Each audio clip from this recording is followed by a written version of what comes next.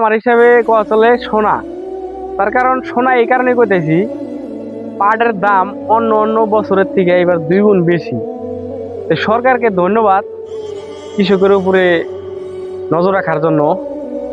এর আগে কোন মন্ত্রী জানি কইছিল পাট নাকি এমনি ফালাইলি হয়, কোনো যত্ন করা লাগে না, কোনো খরচ নাই। তো অনেক খরচ আছে, বর্তমান যে সার পানির দাম, অনেক অনেক খরচও আছে, অনেক পরিশ্রম আছে। তে সরকারে আবারও ধন্যবাদ জানাই কৃষকের দিকে নজর দেওয়ার জন্য। যে মোটামুটি ধানের দামও 1000 টাকা, আর পাটের দাম, এর জন্য শোনা কইলাম যে অন্য অন্য বছরের থেকে 7,500 8,000 টাকা মন। যে বর্তমান ধানের দামও ঠিকই আছে, 800 900 টাকা। তা 1000 টাকা হলে ভালো হয়। আর পাটের দাম তো হাই ফাই দাম। আর একটা জিনিসের দাম অল্প বাড়াইলে ভালো হয়, যেটা শস্যের দাম। সামনে হয়তো শস্যের মৌসুম আসবো।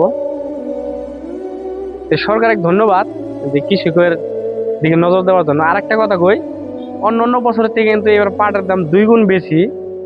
তা আমাদের দেশে অত একটা পাটের আবাদ নাই, হয়তো 1 বিঘা 2 বিঘা করে জমি আবাদ করছে। চর অঞ্চলে যা আছে, চর অঞ্চলে কিন্তু প্রচুর পাটের আবাদ করে। একজনে 10 বিঘা 20 বিঘা পর্যন্ত আবাদ করে। তো গৃহস্থদেরকে একটা কথা কই, যে যারা পাট কাটবো, আপনাদের পাটের কাম যাদের দিয়ে করাবেন, দুপুরে যে খাওয়া দিবেন, ভালো মন্দ খাওয়া দিবেন। মানে ধরেন এক সাইডে মাছ গোস্ত খিলাবেন। তার কারণ অন্য অন্য বছরের থেকে কিন্তু এবার আপনাদের অনেক একটা ফয়দা। এক সাইডে যদি যারা ক্ষেত খামারে কাজ করব, মন খুশি করে যদি খিলান, আপনার ফুরাবে না। তো ধন্যবাদ ভিডিওটি দেখার জন্য। সবাই ভালো থাকবেন।